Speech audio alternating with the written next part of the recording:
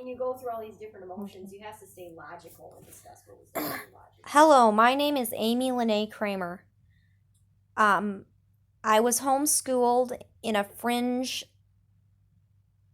evangelical Christian family, um, and I am Rh negative, and I have a identical twin, Brooke Kramer, who is also Rh negative and was homeschooled with me along with our other three siblings.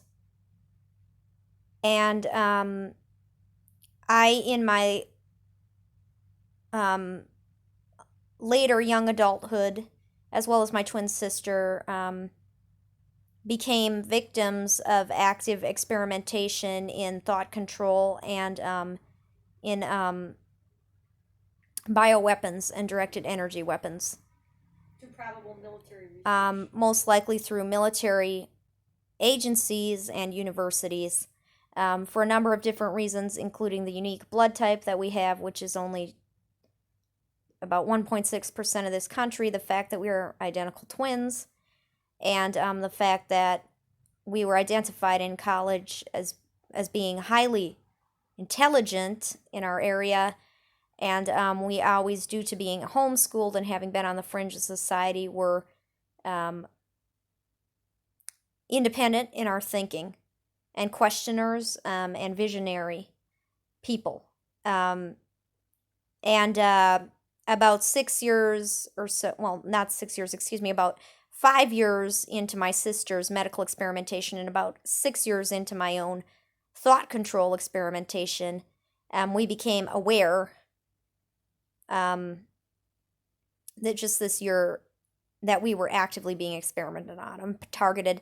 And in the 2 years prior to that, 2 or 3 years prior to that, we had become expose researchers following a number of different topics that have been coming out in alternative media and on the web about worldwide corruption, nationally and internationally, under the global elite, or the unspoken oligarchy that collectively manages and owns the resources and communications and influence of this world, which is popularly known as Illuminati, which is honestly probably just a term. But what we're talking about is the wealthiest 1% and their actual mindset and their actual practices and their actual presence in the deep state here in the United States and abroad. And particularly the agenda that they seek to usher in this next year, Agenda 21, and the New World Order, which is nothing less than global full spectrum dominance under global elite, and the dissolving increasingly of national borders, national identities, and anything that would take power and divide it out across the globe rather than bring it into one set of hands. It's going to be a complete electronic surveillance. And the number of topics that we were looking into in the last few years is wide ranging. Satanic ritual abuse as a mode of mind control or thought control under the MK Ultra program and its descendants, Project Monarch, and then later the brain entrainment of individuals who are targeted individuals through ARFID chips and then nanotechnology, specifically through the disease Morgellons, or the bioagent Morgellons, which we contracted at the beginning of 2020 when we became aware of all of this as well. But the topics included sexual abuse as a mode of mind control to break the personality into separate alters which are unaware of each other, making it a perfect, basically mind-controlled slave, message carrier, just somebody who's extremely mentally manipulable and unaware of their own self. And then there was also issues such as the federal emergency management agencies, districts that they've divided the United States into under a situation of martial law, the camps that are currently 800 or more located around this country and ready and waiting to receive detainees, and including crematoriums and mobile crematoriums known as smokies that have been used to dispose of the homeless, the disappearance of encampments of homeless in American cities, and then the cover-up saying that the homeless problem was gone. the High Oral, what is it, Brooke?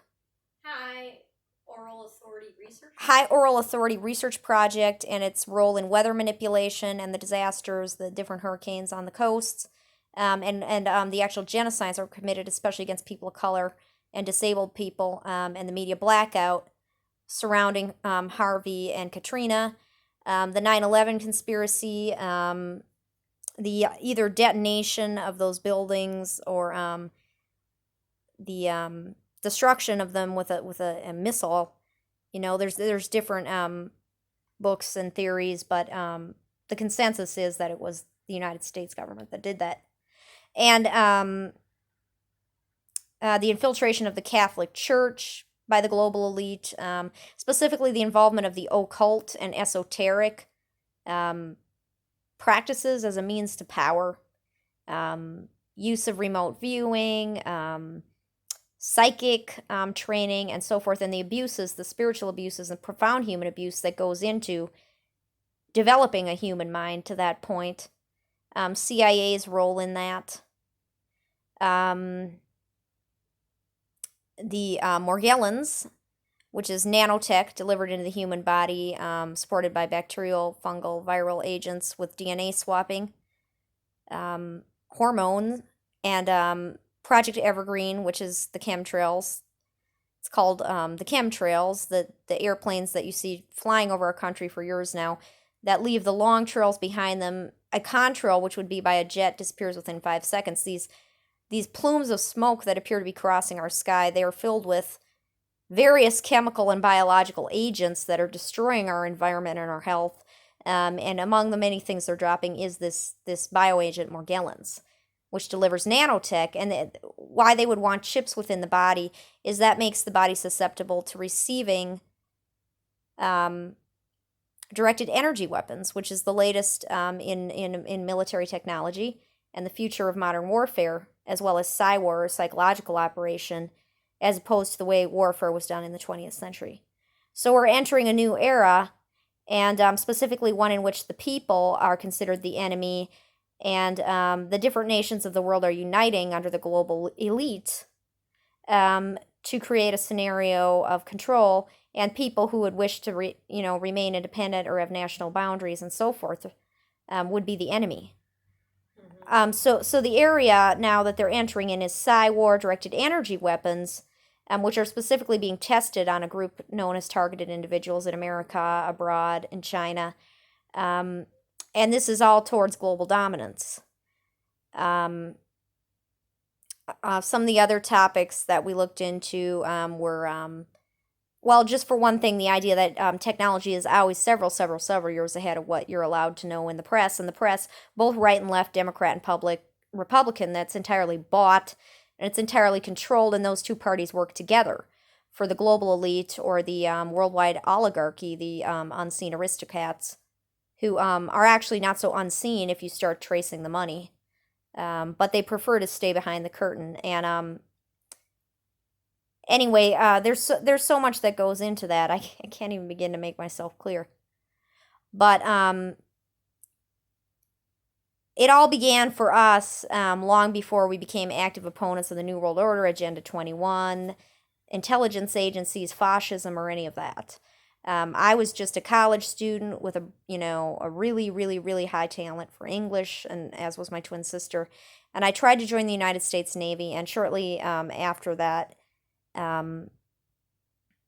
I became very mentally troubled, and I've realized just in this year that I was not mentally ill, but was in fact receiving remote neural monitoring, which is under a particular project called BrainLink.